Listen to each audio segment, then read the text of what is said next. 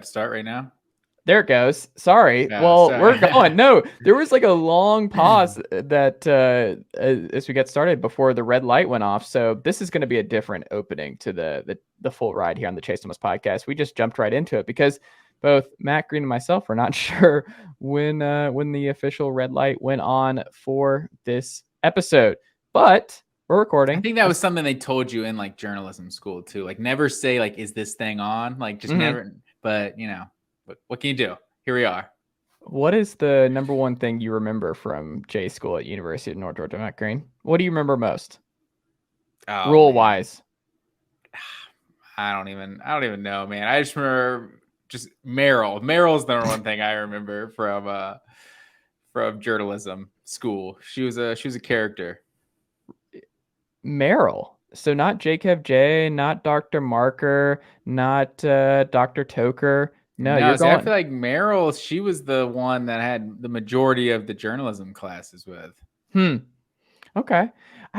I'm now gonna think about it. J, that guy hated me. Only teacher that hated me that I'm aware of. See, that's interesting because I'm pretty sure he really liked me. And I think it was one of those because I was scared of him. You weren't scared of Dr. Johnson. Like that was like one of those things where he could sense the fear with me, I think. And that like I would go to his office all the time. I remember for that big paper we had to do with him, like that semester long paper where he covered something. Like I went to his office like once a week asking him questions about how this worked and this, that, and the other. Like I was just that's half the battle. If teachers know you care that much, I feel like that's half the battle. That's true, but I also was terrified he was going to fail me because he was such a tough grader where it was like, it was such a big, I feel like, I don't remember the exact percentage. I don't have the syllabus from 2013 in front of me, but I want to say that it was something like over 50% of our grade was just that one paper. Yeah. So I was just like, I'm so close to graduating. I think that was my last semester before I graduated. And I was like, I cannot mess this up. So I need to make sure what I'm doing every week is making sense. But I miss the old Nesbitt building, soon to be called the Thomas building, the Chase Thomas podcast building. I think Dr. Marker and I can work something out. I imagine the University of North Georgia getting my name on that building. Like, I don't know what the dollar amount that Nesbitt put in there, but we'll see what happens down the line. That's a bucket list thing. By 40, I want my name on the North Georgia Journalism School building. I think that's what I want. It's like Gary Gergich from Parks and Rec. That's one of his goals. And it's like what in your record would ever think that someone name a building after you? Well, speaking of Parks and Rec, do you know what today is, Matt Green? I don't know. Is it Galentine's Day or something? I don't.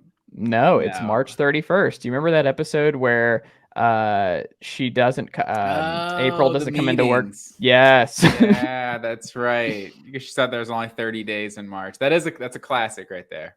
Exactly. I missed that show. That was another phenomenal, top-notch show. That NBC comedy lineup on Thursday nights with The Office, Community, Parks and Rec. I didn't watch it while it was on TV. But I watched it later. But yeah, it's an all-time show for me. It's up there. Okay. Matt Green, how was your week? Anything new? Have you gotten into anything new? Anything new with Zeus? Anything new with Maddox, Tori? How is everything on the home front? The Green household. We're good, man. Just holding it down. Ready for I'm in fantasy baseball mode, to be honest. I'm got fantasy baseball drafts coming up next week, so I'm that's where my head is. And of course, as well as my head's always on college football because that's what we do here when we talk ball every week. I don't know how you're still doing fantasy baseball. Like, we're adults now, man, Matt Green. The amount of stuff that you have to keep up with to do, like, you're setting your lineup every day, right? Like, that's not even just a once a week type deal with fantasy football. Well, you said it in advance though. So, but yeah, I mean, you're looking at it every day pretty much. Yeah. But fantasy baseball, the best fantasy sport by far. I'm all about it. I would agree because I was in one when I was in high school, and I remember it was like the dorkiest thing I spent a lot of time like obsessing over was like the strategy for that. And like we would have like this was in our journalism class. I remember this where it was like we mapped out how we were going to do this, like how the draft was going to go and who made sense. And I was really all in, but the strategy involved in in fantasy baseball because it was more of a marathon, not a sprint. And as a distance runner myself, not to brag, but I run. Do you run around the city of Knoxville by any chance? Funny you ask. Funny you ask, Matt Green, but I do. I never heard you mention it. Yeah. Well, I've also pivoted a little bit, Matt Green. I've been running with no music or podcasts. So now that the weather's taking really good, in the sounds of the city. So I'm a big frog sound guy. Love the rivets. I've never heard anybody say that. Big frog sound guy. Please continue. Please. I'm curious where you're going with that. Okay, this is gonna be some more taking the podcast behind the curtain here for how I work every day. And I throughout the workday, I love ASMR. So I listen to ASMR stuff on my computer throughout the day. And one of my favorite ASMRs is a swamp. So you get the frog and the different bug sounds and just the water moving a little bit, and that's just like so soothing. It's just perfect. Like if I don't feel like I'm in the Okefenokee swamp, Matt Green, I don't want it. I'm not even sure what to do with that. But speaking of the swamp, our top 5 most intriguing teams of the 22 season. Well, we're not getting season. We're not getting in there. We're not starting there. I'm not jumping. I'm jumped in too deep.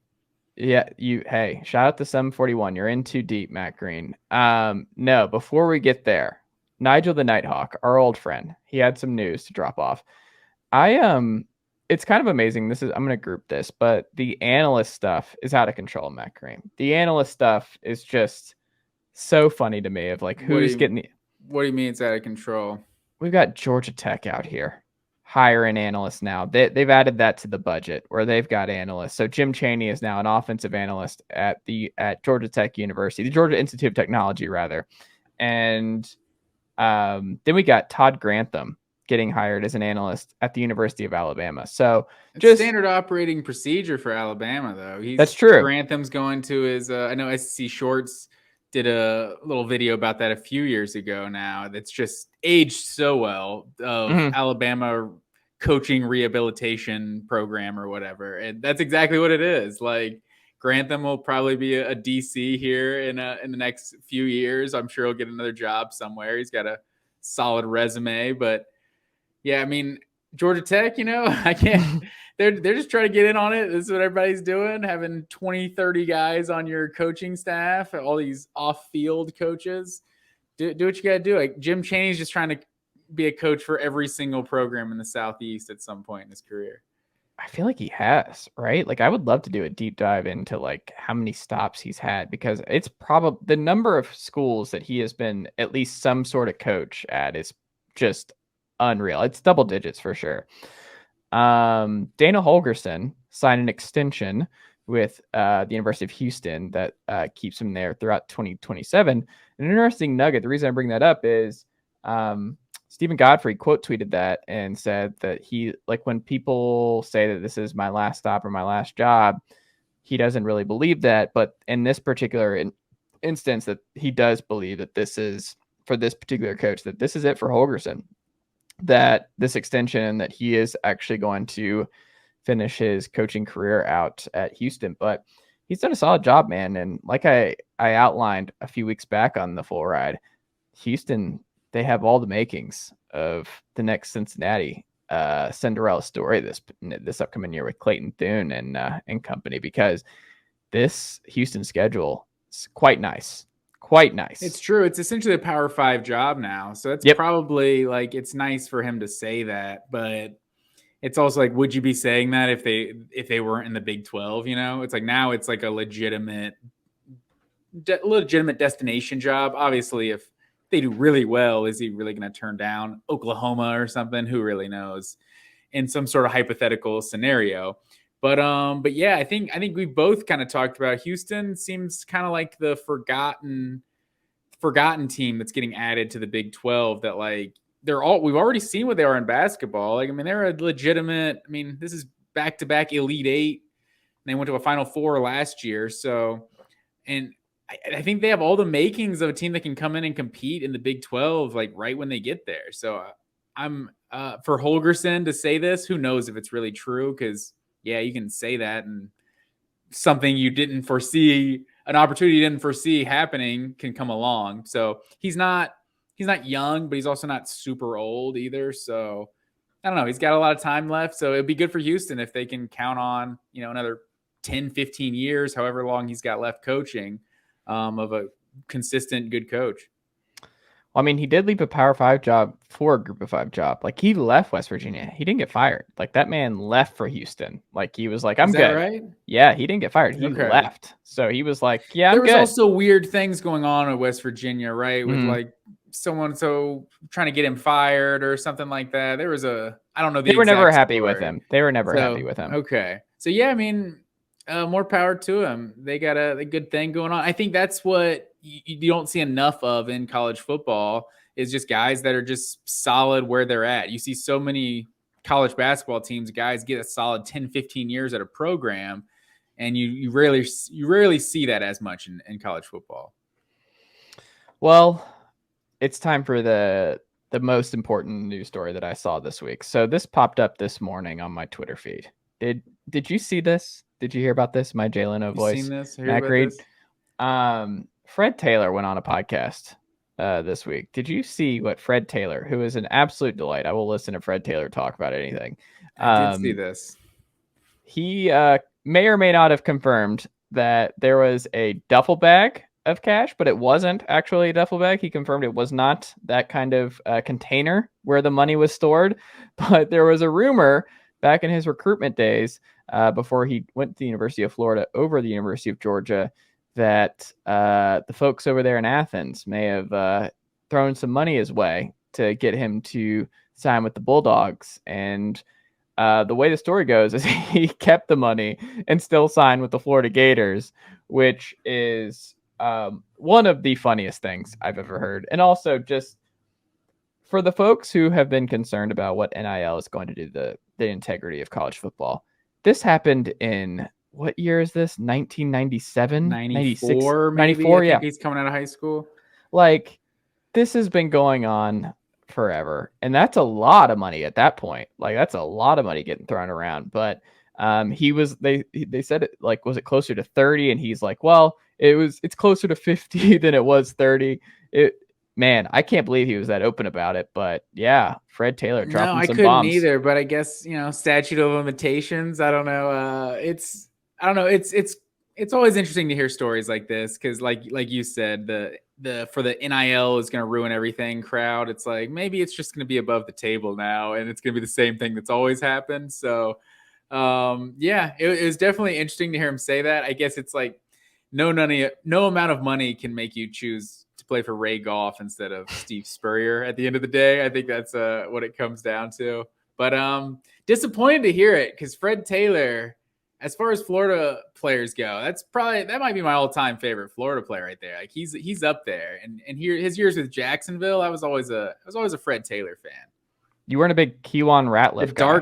Kejuan Ratliff. See, that's another one. I was a big Kejuan Ratliff guy. The dark visor. That's what separated Fred Taylor. He always looked cool. I'm gonna guess you're not a Brandon Spikes guy.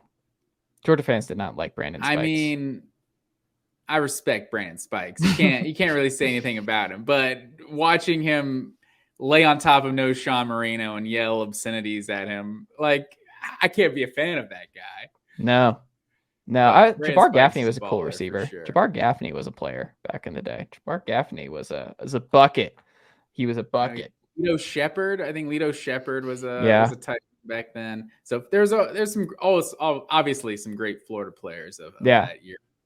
And we don't have to say anything else, but Aaron Hernandez was always he was a dynamic athlete, but we don't have to say anything else about it. Oh man, I always go back to that picture. What was it? Tebow, Hernandez, and somebody else is in that photo. Who was the other guy on that team? Was it Harden? I'm trying to think who was it. It wasn't Harvin. It was somebody else from that group. Play, I mean, with Harvin on the outside. Yeah. A little shovel pass to Aaron Hernandez, or Tim Tebow just keeps it. Like, unguardable. That play was just unstoppable. Yeah, for sure. Matt Green, last thing, and we'll get into our main event here, but we got another Bennett. Like the Stetson Bennett family continues on at the University of Georgia because Stetson's brother is walking on in Athens. Do I have that right? I saw That's someone be who the next national championship winning quarterback right there. I saw someone called him because he doesn't look like Stetson at all. Like they don't look like brothers whatsoever. Which is nothing like your family because the pictures I've seen of you and your brothers, you all look like the identical. Oh, you think so? Oh yeah, y'all. There's no question that the three of you are brothers. Like you would not be able to deny that one. But that's interesting. Yeah. But no, they called him Stepson Bennett, which was funny, and I hope that sticks. Like Stepson That's Bennett. funny. I I saw that on my timeline. I didn't know that was a relation to Stetson, but I kind of assumed it was. But yeah, who knows? Get your preferred walk on, sir. Oh, it was Riley Cooper, by the way, in that photo that I'm talking about. Yeah, where it's like there is definitely there is a documentary coming out about that team, isn't there? Is 30 for 30, or maybe I've just heard so many people say there should be. I swear I heard that there was going to be a movie because I mean there's a lot of storylines there with that Florida team on and off the field. I would watch that. Like everyone would watch that. That would be outstanding. I would absolutely watch a documentary without a doubt on that Florida. All the players that played on the team. Then you have Cam Newton also like a part of everything. Like, yeah, I'd pay to see it. Absolutely. Matt Green, for this show, for this edition here on the Full Ride on the Chase Thomas podcast, I thought this week, because each week during the offseason, we're going to do a theme. And something I was thinking about this week was the most intriguing teams to me at the moment when I'm thinking about what they could be in 2022. So we're limiting it to what they could be this fall. And what's funny is we each did our own 5, and we did not have any crossover between our 5 overlap. most intriguing. Yeah, I saw that as well. That's pretty wild. But you are the guest, Matt Green. So let's start with you. Who is your first intriguing team? You may start number 5. Start at number 5 and move up. I assume that's how you did it, with your most intriguing at 1. Yeah, correct? That's what I was thinking. Okay. Number 5, I went Minnesota. So Minnesota is one that's interesting to me because, like, this is year 6 now of PJ Fleck. You look at the schedule, like Tanner Morgan's back for year 6, right? So like we saw what Tanner Morgan was in 2019. Was it 30 touchdowns, 7 picks that year? He's not been anything close to that in 2020 or 2021. But you look at this Minnesota schedule, like they still went 9-4 last year with him going, was it 10 Wisconsin. touchdowns, 9 picks? Like, yeah. And so they still went 9-4.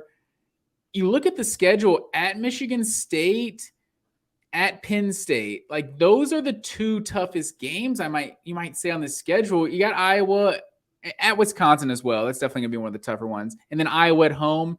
But to just get Michigan State and Penn State from the East, to not have to play Ohio State or Michigan, I think that's an advantage that Minnesota has. So, you know, you had that 11-2 year in 2019, and then the COVID year, you kind of throw out the records. At least I do, kind of throw out the records in the Big Ten in 2020.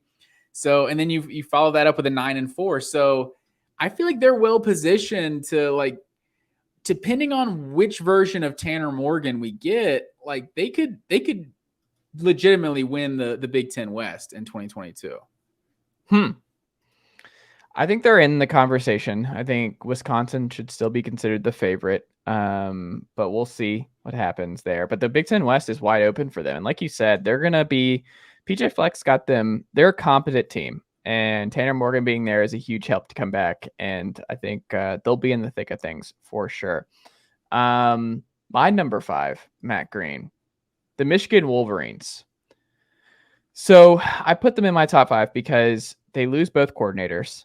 They weren't sure if Jim Harbaugh was coming back. Like, we were wondering if Josh Gaddis was going to be coaching this team like a month and a half ago.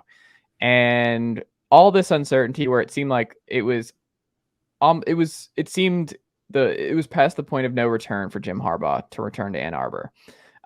He took the pay cut, and then it's like, well, to come back, it's just gonna be awkward to come back. Like, at this point, if you're Jim Harbaugh, like, you wouldn't take this many interviews, you wouldn't be this interested if you weren't going back to the NFL. And then he doesn't. And then Jim Harbaugh just returns to Michigan, and we're like, everything's fine. We're gonna promote from within. The staff's fine. Like, I got JJ McCarthy coming in here, and we're okay. That being said, speaking of McCarthy, he's no slam dunk to start this year. It could still be Cade McNamara's show.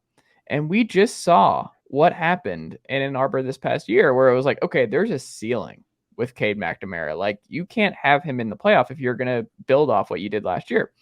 You have JJ McCarthy, who's just the IMG kid who transferred there because of the 2020 COVID stuff out of the state of Illinois. He just has all the talent in the world. He's got to play. But guess what?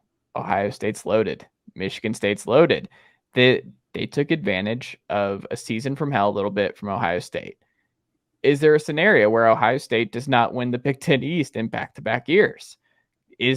Was last year a changing of the guard a little bit where the Michigan Wolverines got the monkey off their back, where it's like, we finally saw, like, we saw it. We saw that we could beat the Ohio State Buckeyes. And I wonder what that means to this rivalry and what it means for Jim Harbaugh and this group to know that, like, there's no question now. We now know we can beat the Ohio State Buckeyes. We know that we belong on the field with them and that we can compete. The difference in that Georgia game and the playoff game was just the quarterback. Like, that, just, he was not there. And if you're going to compete with those guys, like, you're not going to match up 5-star for 5-star with a Georgia or an Alabama, but you're close enough where if you have that difference maker at quarterback, you can make a game of it. That being said, we don't know. JJ McCarthy is a huge unknown. We haven't seen enough yet. I just think there are so many different things that I'm so fascinated by when it comes to the Michigan Wolverines this year. I am very much excited to see what happens. And if there was a little bit of a changing in the guard last year and Harbaugh coming back, it's like, oh, Michigan should be considered the favorites of the East going forward. And maybe that they are the Kings now. What do you think? I definitely don't think they're the Kings of the Big Ten East. I feel like 2021 is going to prove to be kind of the outlier. Like, it definitely changes the Ohio State-Michigan rivalry, but it might not change it for Michigan's benefit. It might just kind of wake up Ohio State some more. Like, hey, we cannot lose to these guys again. I mean, I don't know how many they had straight. Was it like 8, 9 in a row before last year?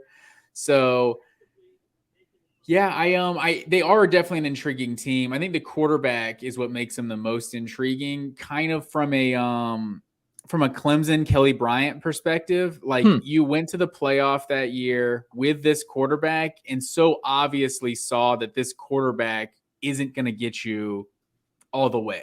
You know what I mean? So I feel like Clemson almost had that benefit with Kelly Bryant that Trevor Lawrence came in. Well, we don't know he's better than Kelly Bryant right now, but we know Kelly Bryant's not good enough to win us a national championship.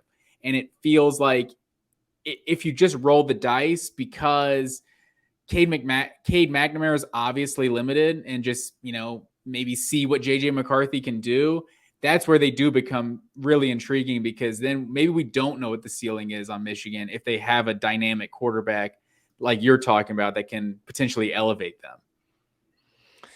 Yeah, it's so crowded at the top. Like, the Big Ten East is just the haves and the have-nots, and the Big Ten West is just like, I don't know, Minnesota you can talk yourself into. You can talk yourself into Purdue. You can talk yourself into Iowa, Wisconsin, even Northwestern, because they're always going to be weird. But like, you just left out Nebraska, sir. Well, I mean, Casey Thompson, you're like, hey, you never know. They lost a lot of close games. Like, hey, maybe there is something there. Scott Frost turning the corner. Like, the Big Ten West is just the field of dreams, and the Big Ten East is just the Goliaths and the Davids. And I am so curious to see how Penn State, Michigan, and Ohio State battle it out this fall, because I think they're all pretty close. And this is like I think for those 4 to be where they're at right now as a program, it's just like the juggernauts of Ryan Day, Harbaugh, Tucker, and Franklin is just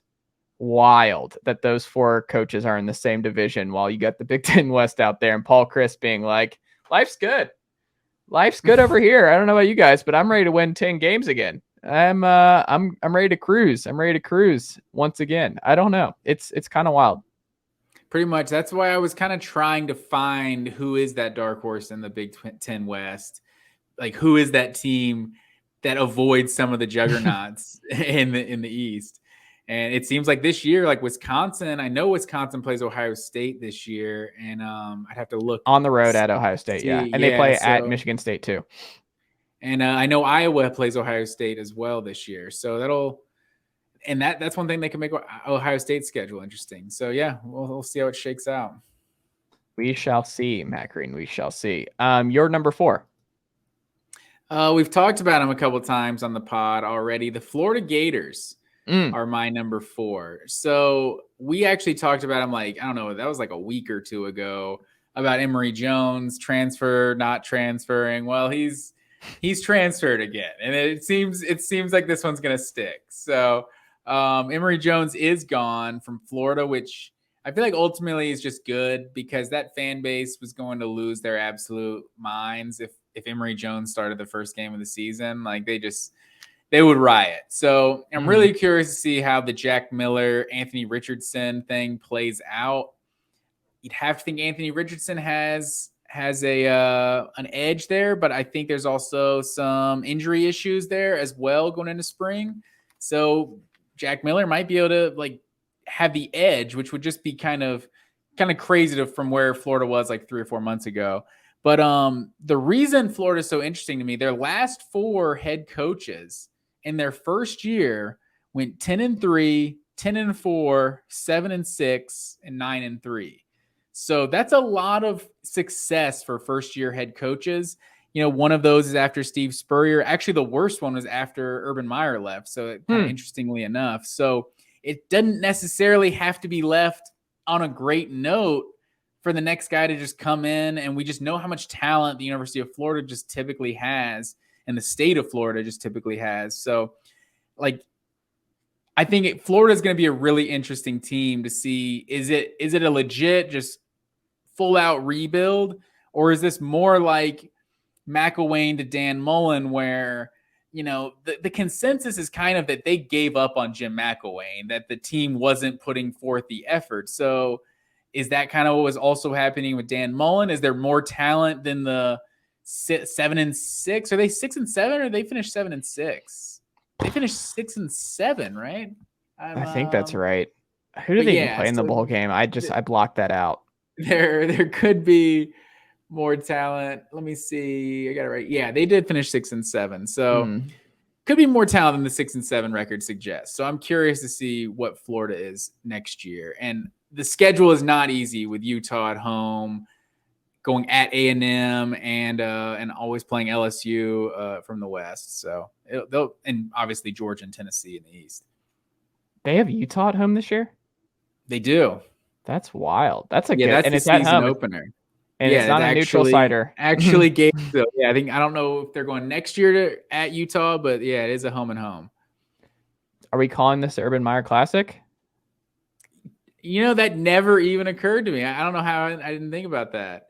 I wonder if that's what happened, where they booked it, because you know how far in advance they book these games. I wonder if that was a game that was booked by Urban's era at Florida like 15 years ago.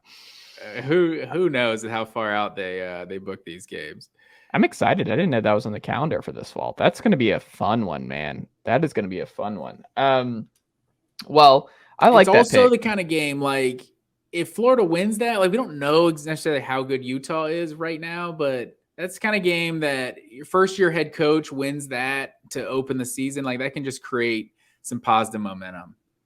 And we don't want that in Gainesville. I, for one, would prefer a lack thereof, if you will. But yeah, I think it's interesting. Like, Jack Miller, it seems like he does have a realistic shot at winning that job. But it would be it does feel like the fans all want Anthony Richardson, where it's like, if we don't get Richardson, we riot type deal. But then there are some folks, there's going to be like this Joe Burrow thing where it's like any Ohio State, 100%. like any Ohio State quarterback who doesn't win the job in Columbus and then transfers to an SEC school. It's like, hey, this feels like Joe Burrow.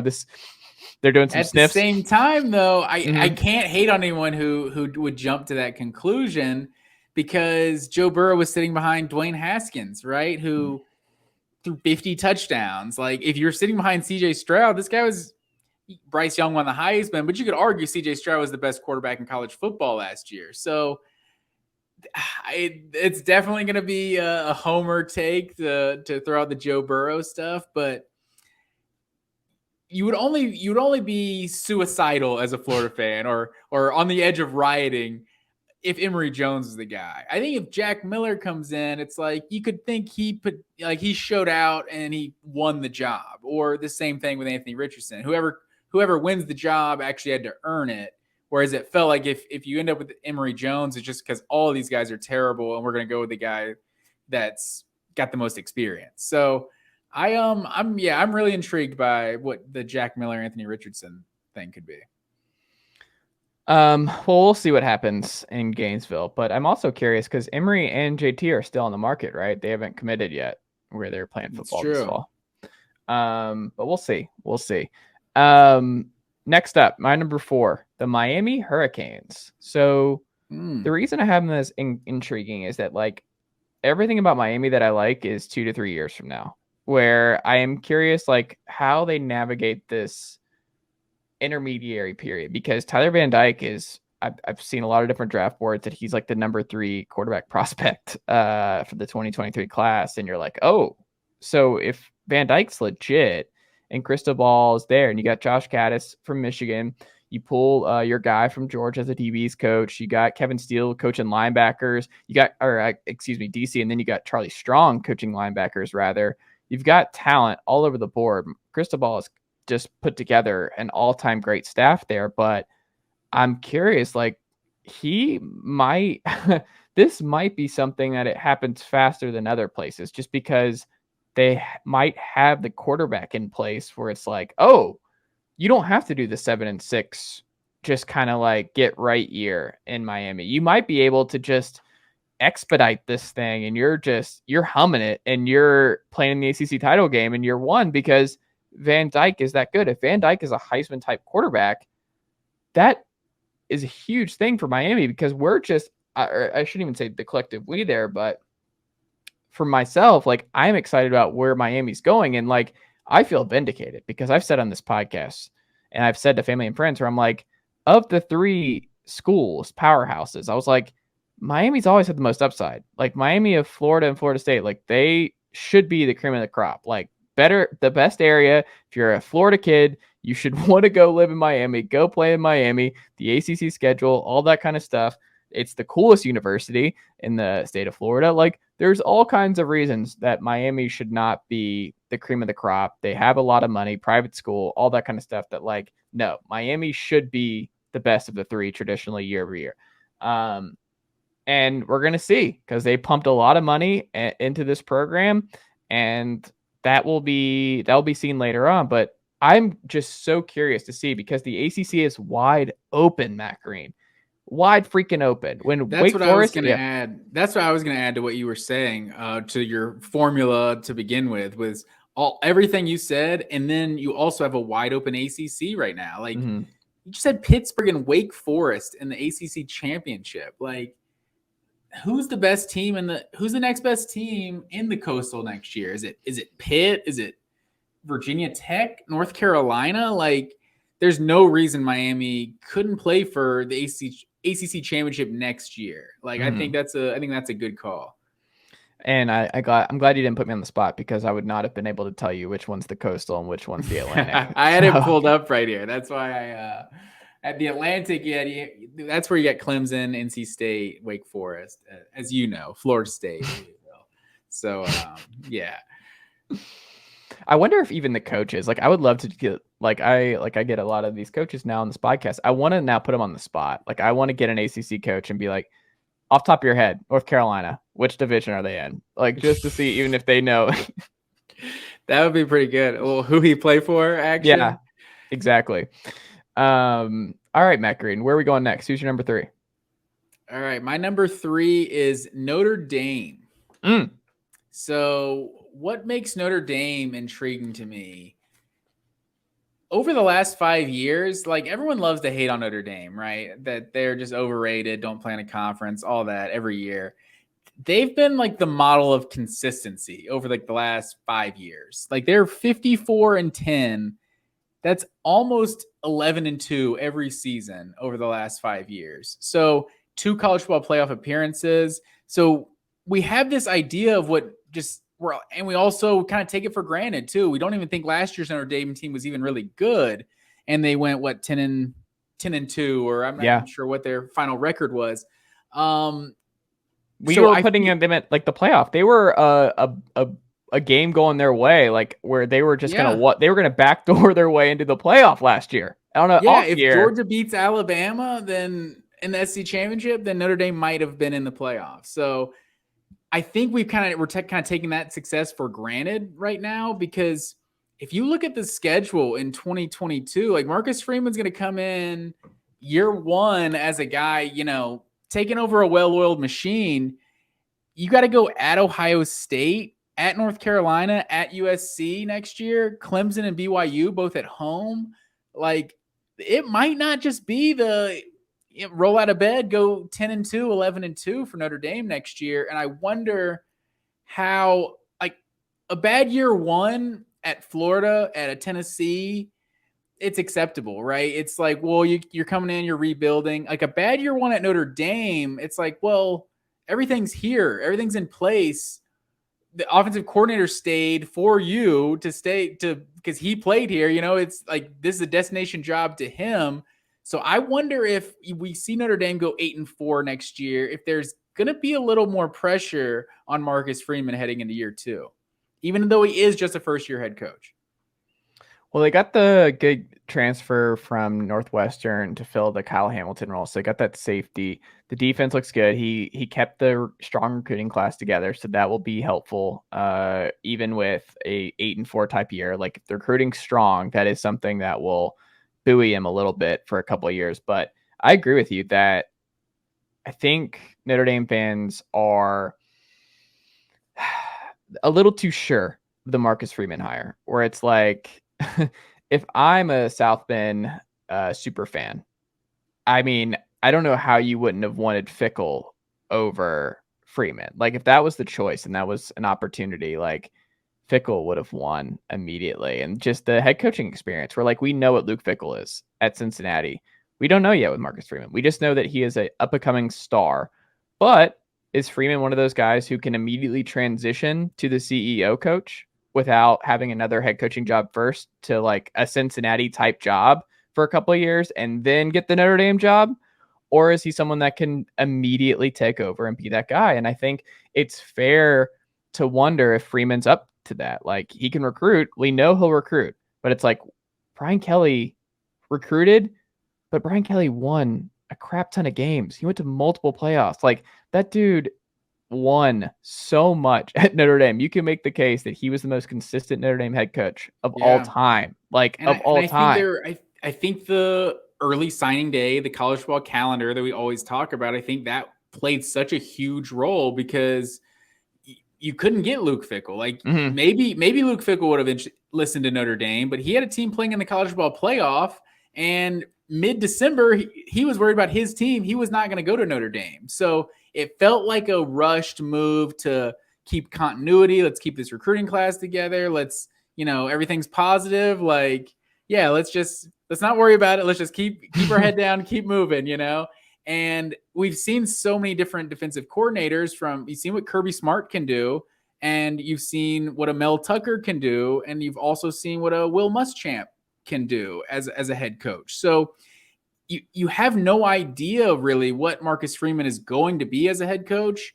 And you would have to think someone like Notre Dame, they could have gotten somebody with just a long track record of proven head coaching success. And they went the route of the unknown. Maybe he's the next great young coach. Maybe he is, maybe he's not. It remains to be seen. It is interesting for him to be playing at Ohio State, his alma mater, so early in his tenure. Is that the first game? I want to say it's the second game. Yeah, it's first or second. I know that. That's going to be bonkers. But yeah, and I mean, he's got a quarterback situation to resolve immediately, like the Buckner versus Drew Pine quarterback battle, and he's got to get that right out of the gate. Number 3 for me. It is it is the season opener. Okay. We got BYU on the road as our season opener next year. Not this upcoming year, but next year. On the road. That's interesting. Yeah, Provo. Might have to make a trip out for that. Oklahoma. Or excuse me, that's number 2. Sorry, spoiler.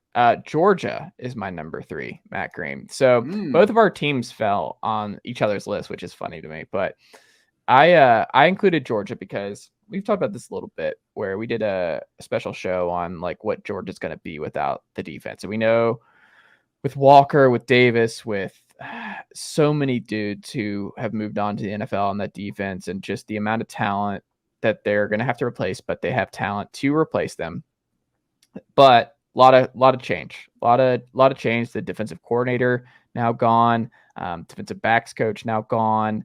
It's just a lot of turnover for a team that just won a national title. And Stetson's back. Like, what does it look like with another full season of Stetson if the defense is number 11 in the country instead of number 1? What does it look like if they're number 9 even? And he's in a shootout a couple of weeks. Like, what does that look like? Do Georgia fans get antsy more so this year because the defense isn't as good and Stetson's a little bit more rocky because maybe the departure of Matt Luke hurts the offensive line? Maybe that's something that could be a problem this upcoming year. But I am just curious to see how they come back, because I think this is a team that you could tell me wins a national title in back-to-back years, and I wouldn't be all that surprised. But if you were to tell me that it goes awry a little bit, and when I say awry, like 10-2, 9-3 maybe, and there's a quarterback change mid-year because the defense just doesn't have it, or the Muschamp factor, he's not great, and there's like some issues with the co-DC stuff, or I don't know. Like I am curious to see if last year was like a turning point and like they're now in Alabama where it's just going to be a consistent juggernaut where they're winning 10, 11 games, winning the East, and they're just going to keep this thing humming regardless of the Dan Lannings and the stuff like that turning over, because Nick Saban deals with this every year, the turnover. And it's just like they never miss a beat. It doesn't matter who's in out. Like, it does not matter. And I am so fascinated to see if that's going to be Georgia with Kirby Smart, where it's like you're now dealing with a bunch of turnover. You're dealing with the fact that you just won. You got to get these guys psyched up to do it all over again. Stetson's no longer an underdog story. You're now a defending champ. Like, this is a different world for Georgia. You're now getting everybody's A game. You're like, the target is on your back, where it's like, you just won the national title. You want to be Bama? Guess what? Talk to Nick Saban. Nick Saban talked about this in a press conference in November where he got super upset about people complaining about how much he was winning by. And he's like, when I got to Alabama, you were just happy to win games. Now you're concerned with how many points we're winning by. We're getting everybody's A game. And I love listening to Nick Saban. Shout out to Nick Saban. But he's absolutely right. And I think that is something that Georgia fans are now going to do it, where it's like, is there going to be the Georgia fan who's like, do we really beat Tennessee 35-34? We should be beating them 35-7. And I wonder if that starts to pop up a little bit, where it's like, yeah, you still won though. Like, you're 11-1. What are you complaining about? Like, you're still dominating. So I'm throwing a lot at you, but that's kind of where I'm at. Is that a fair assessment for Georgia at the moment? Like you said, you threw a lot at me there. I think one thing I am interested in is, like, that you pointed out, that is Georgia one of these true powerhouses now, that they're going to be a national title contender every single year? Or was it a perfect storm that this team was a national title contender? Maybe you go back to being 10-2 in a down year. You've seen that's two 11-1, or there was 3 straight 1-loss regular seasons for Kirby Smart from 2017 to 2019. And then last year was an undefeated regular season. So it feels like Georgia is that team that's at worst a 2-loss team. Like it feels like they're at least at that level now.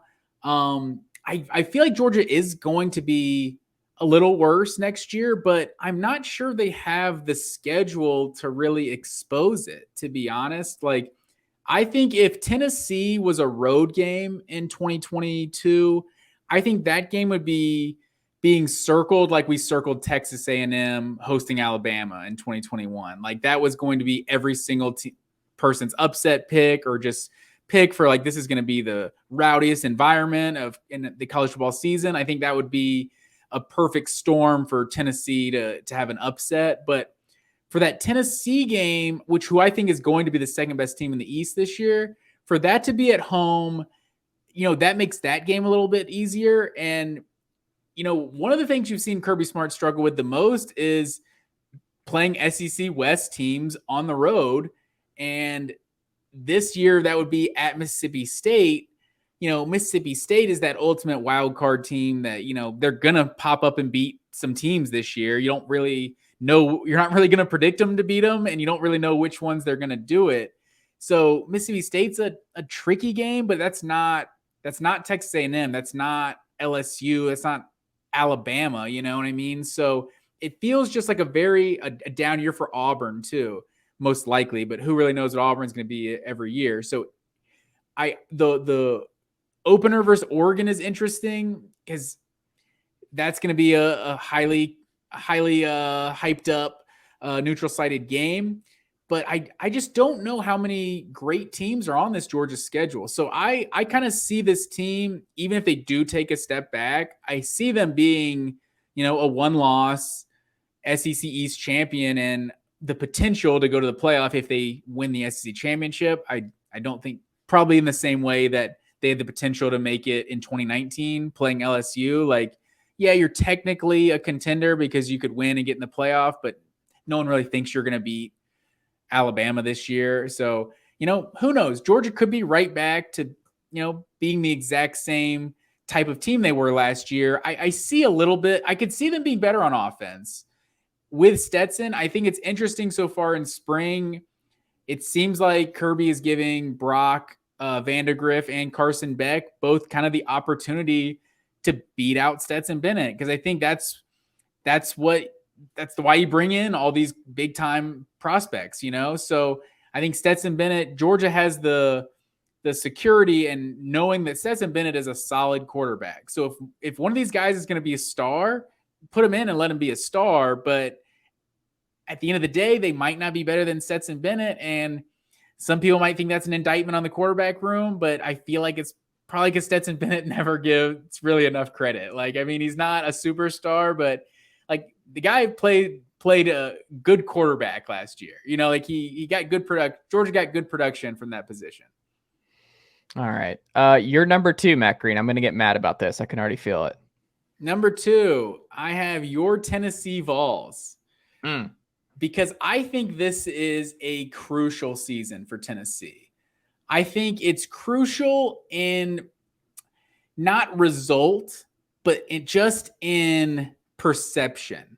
Like if I look at Tennessee's schedule and, for all the talk about Florida and what Dan Mullen was and everything, like they beat Tennessee handedly last year. Like that game wasn't really close. So it's interesting, while Tennessee feels so much better than Florida right now, if Tennessee loses to Florida and Knoxville, that's just going to completely derail all of the momentum, just deflate the entire fan base, in my opinion. Like I think Tennessee, and then you have the bye week, and then you go at LSU, which at LSU is far from just a guaranteed win, but I think if Tennessee can start 5-0 this year, which that includes at Pittsburgh week 2, Florida at home, and then Tennessee on the road, or LSU on the road, excuse me. If Tennessee starts 5-0 this year, I think, and then the 6th game is Alabama. If they start 5-0, I think the season is a success, because the Alabama game is going to be national broadcast, like, College game day. It's going to be a huge deal. It's going to be a top 10 matchup likely. Like that's the first step. is just being in those games and people seeing you like and being relevant, And so I think they need to create a buzz about themselves. Just having Alabama and Georgia on the schedule every year is just it's just a dark cloud that hangs over Tennessee football, right? So you can't expect them to necessarily beat Alabama and Tennessee year 2 of Heupel, but if you're beating everyone else, like, I mean, you look at the schedule, I think they could legitimately be favored in 10 of the 12 games this year, minus Georgia and Alabama, basically. So I think this is just a crucial year to show progress. And I think the best way you do that is just beating everyone else that you should beat. I think they have to split LSU Florida. I think you can lose to Florida if you beat LSU on the road. Tennessee fans know how Florida works and like how this rivalry is just dumb, and that Tennessee, Florida, for whatever reason, like we all like part of the issue with Florida is it's always early in the season. Like we just would kill to get Florida in November, December. If we could flip that on the calendar, I think this rivalry looks a lot different, especially last year. Like if you saw, like we played Florida when we were still just figuring it out with Hendon Hooker, but it's like if we played Florida towards the end of the year based on what we saw with Emory Jones, because you talked about that game not being close. That game came down to like Tennessee had no answer for the Emory Jones runs. Like he would just, when things broke down, he would just scamper for 15 yards and just kill Tennessee's defense. Like Ole Miss did the same thing, just to a better extent with Matt Corral, where like Tennessee played a great game against Ole Miss, but it was like Matt Corral, when things broke down, was like, all right, I'm going to go get us another first down over and over and over again. And it was just, it was a problem. So I hope that gets cleaned up this year with Tim Banks' crew. But I think there's so much optimism. I get what you're saying, where you have to build off this, and they need to win a lot of games this year. I think they'll beat Pitt on the road. I think that this is a situation where Nico's locked in now. Like Nico is coming, and that like once the NIL stuff's there, like I'm not worried. Like it's not like we have to go 10-2 to keep Nico happy. Like it's not a thing. So I think the 2023 class will be fine, even if they go 8-4 with a tough schedule. Like if they pull that off, I think they're still fine. There's still momentum. I would feel better if Isaiah Nair was still a Tennessee Vol in the transfer portal. Like him just getting compared to Jameson Williams just broke me in a lot of different ways, where I'm like, oh my God, if you put Isaiah Nair in this offense, like with Cedric Tillman and company, I don't know what you do. All that being said, Hendon Hooker, good Heisman odds. He should be great. 31 touchdowns, 3 picks last year. They've got to split LSU, Florida. And then they took Bama 3 quarters last year on the road in Tuscaloosa. Like if you're taking Bama to the 4th quarter at home, and it's a situation where like Bryce Young's got to do some late game heroics, like what he did against Auburn last year, that's a win. Even if you lose that game, that's a win. If you can take that the 4th quarter, if you're in the Georgia game in the 4th quarter instead of just the first half, if you expand on that, even with a loss on the road, and Georgia beats you late with some heroics, or they even just break away midway through the 4th or something, that is a huge step forward. So I don't think it will come down to necessarily wins and losses. It's like how they might lose or how they might go, but I don't know. I'm feeling pretty good. I still think this is a sneaky, more difficult schedule than folks are giving Tennessee credit for. So I think something that we should look out for is Tennessee is going to be a lot better than the record shows. See, that's possible for sure. I think it's just the timing of it, like of at LSU. It's just a perfect year to get at LSU. It seems like you have to take advantage of it this year. And I guess that's really what I mean. And then Florida, just the fact that Florida has just been better than Tennessee, right? How many coaches they've fired, and they get right back to competing for the SEC East when Tennessee really hasn't. So it seems like they have to have a year where they're clearly better than Florida, just for their, I don't know, their mental state. Like just, okay, we were better than Florida this year, we can be better than them moving forward. It feels like, you're, like you said, you at the very least, you have to split the Florida and LSU game. But I think if you're actually undefeated, 5-0 going into that Alabama game, like that's a legitimate top 10 matchup right there. And I think you can't understate just how big that is for the program to have the national game that all the recruits want to be at, and that's your game on your campus. I think that would just go just so far, and already having a 5-star quarterback probably also on campus helping you recruit. So I think it's how they start the year, I think, is very big. Yeah, for sure. Well, we'll see. But like you said, 8-4, they go 8-4 and the ship's still moving in the right direction. For sure. Number 2 on my list, the Oklahoma Sooners. Dillon Gabriel was in front of the media today, and listening to him talk about this program, but a lot of turnover. Brent Venables has never been a head coach. The Big 12 is winnable. Oklahoma had a down year this past year. Oklahoma State made some significant strides. They bring in Derek Mason to run the defense with Jim Knowles taking the DC job in Columbus. Baylor ahead of schedule with Dave Aranda. Like, he completely flipped the script after the disaster with Larry Fedora as OC in year 1. He goes to Jeff Grimes from BYU. Everything's different. They're moving in the right direction. Right there for the college football playoff.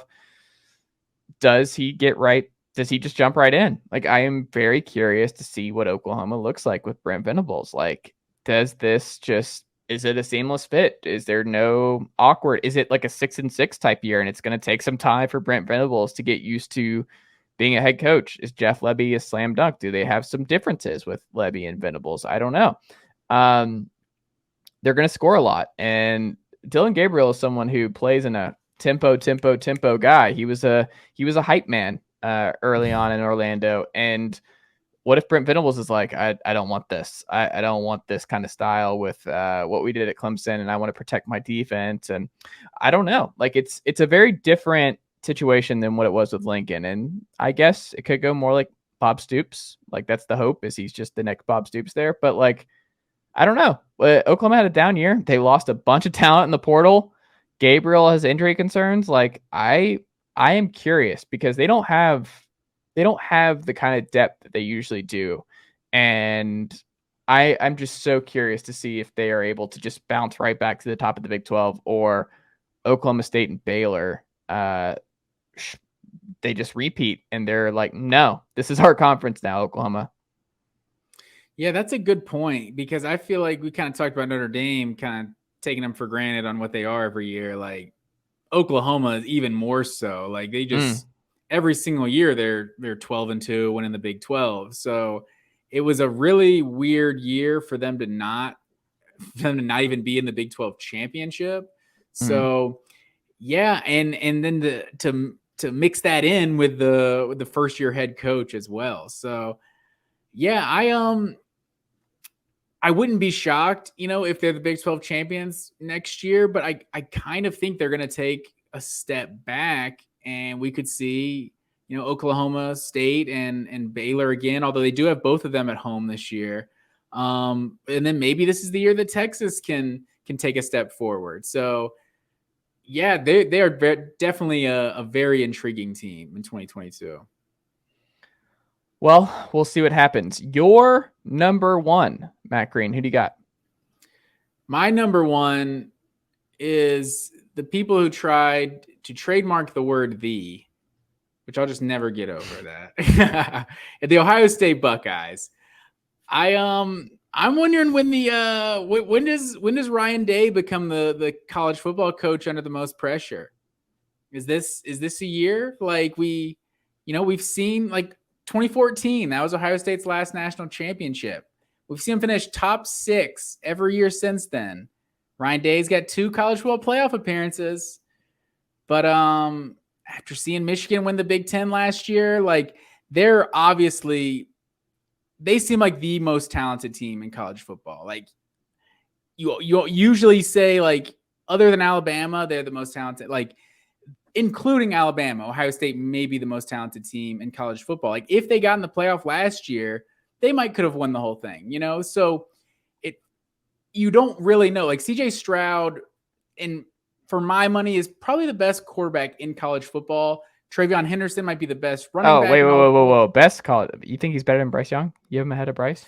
I think he might be, honestly. Like, You're on I your don't own know. there. It's tough to say. I mean, you look at the numbers. I mean, they're almost identical. Like CJ Stroud, Give me future Falcon Bryce Young, actually. he's got some great wide receivers that are helping him as well. But Smith and Jigba is still there. So Ohio State is just so loaded.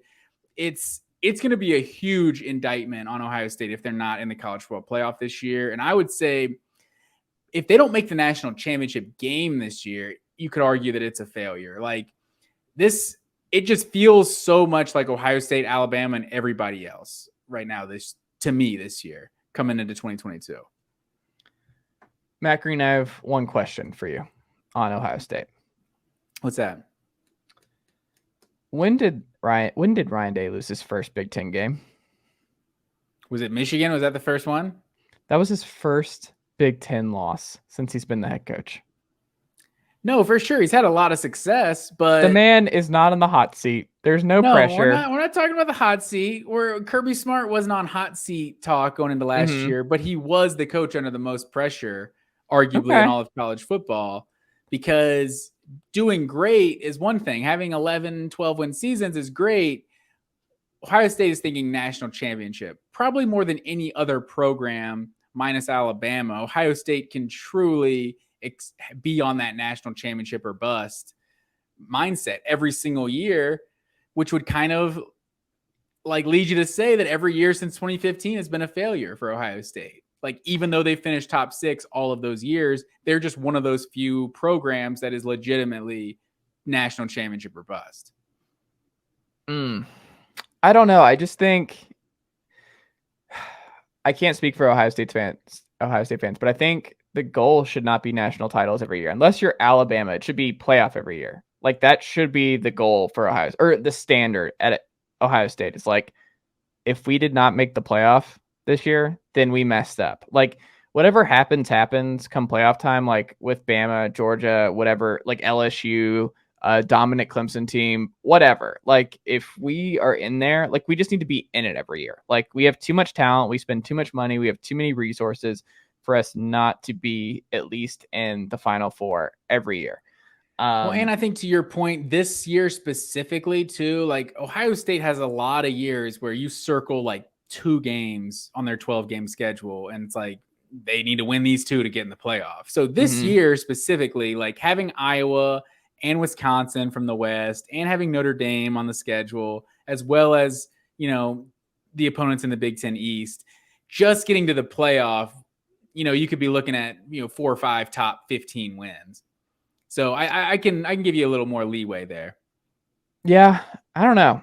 Ohio State fans, just enjoy it, man. Like, your team's a powerhouse. Like, don't put pressure on Ryan Day. Like, he's gonna eventually win a title, probably, as long as he's there. Unless he takes like the Bears job or something in a couple of years. Like, just be grateful for where you're at right now, because it could have gone way worse post Urban Meyer.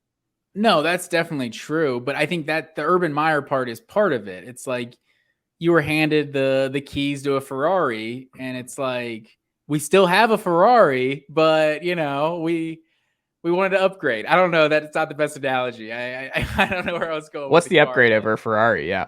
But it's like you haven't gotten to the finish line, essentially. Like Ohio State, you were handed a program that was just so ready to win a national championship, and they still are right in that, ready to win a national championship. No one's saying to fire Ryan Day, but at some point the pressure does start to get, kicked up a notch. And I think that's where I feel like just going to the playoff is one thing, but it's like you get embarrassed like Michigan got in the first round of the playoff, which Ohio State, hasn't. Their game with Clemson was close. Their national championship with Alabama, they got beat pretty handedly, but it was also the national championship game. So they had a win in the playoff. I think that's where it just becomes very Lincoln Riley, Oklahoma-esque, is where you're getting there, but then when you actually get on that stage, you're getting blown out just about every time. I think that's when the pressure can increase. That's not what has happened with Ohio State yet,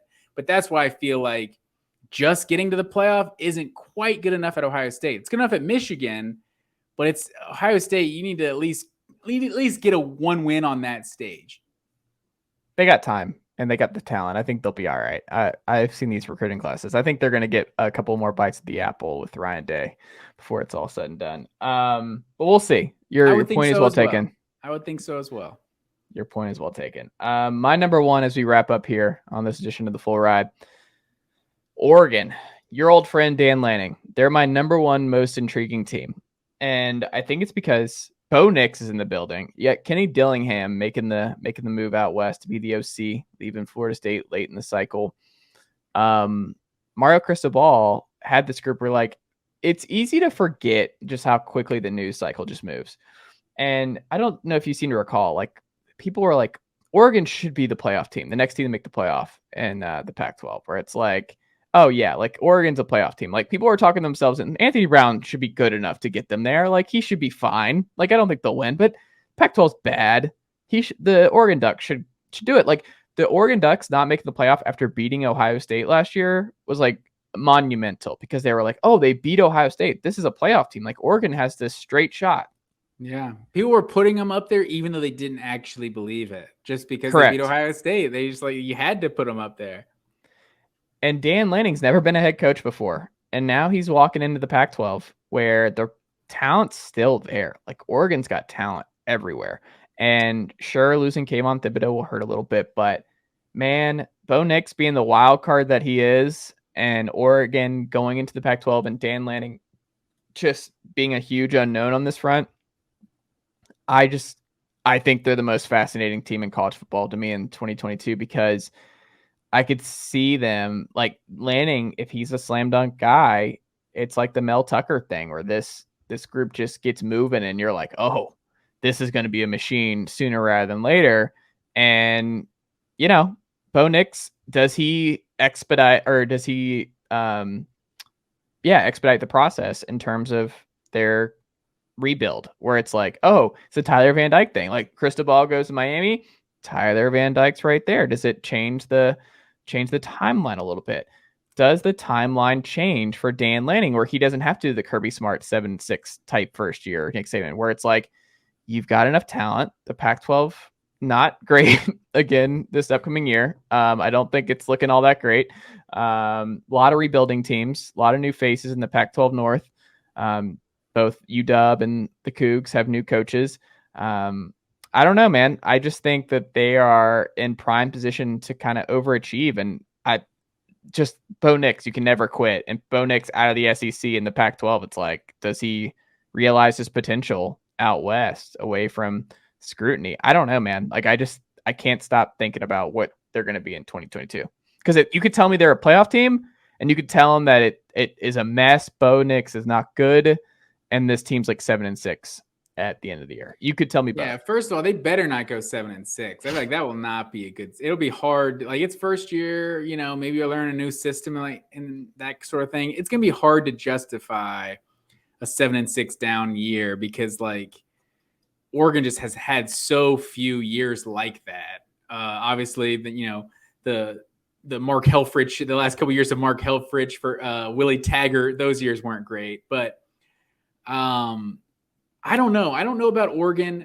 Looking at their schedule, I also have heard that in spring that Ty Thompson has been getting some first team looks over Bo Nix. So I'm not sure what to think about that. I feel like Bo Nix seems like a guy who's got talent, and while he wasn't great at Auburn, I would think he'd be good enough to win the starting job at Oregon. But the biggest thing I worry about on their schedule, they got Utah.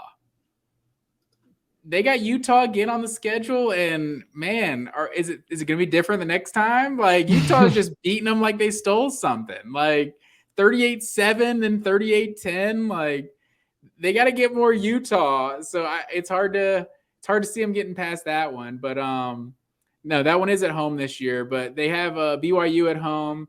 That should be interesting. So some favorable home games on their schedule, so that's good. But obviously the neutral-sided Georgia game to start the year, most wouldn't assume that's going to be a win. If you start off, if you somehow beat Georgia in that opener, that's going to change the complete narrative on this Oregon team. And so, if you beat Georgia in the opener, now you better win the Pac-12 and be in the playoff. Like you're you seem like a legit contender at that point. So it's hard to see them beating Georgia and then justifying losing to really any of these other teams in the Pac-12 on their schedule. So I don't know. I don't necessarily see that happening, but Oregon is definitely a team. And I think the Pac-12 South is the stronger division of the conference as well. So, I think Oregon could benefit from the schedule strength as well, Pac-12.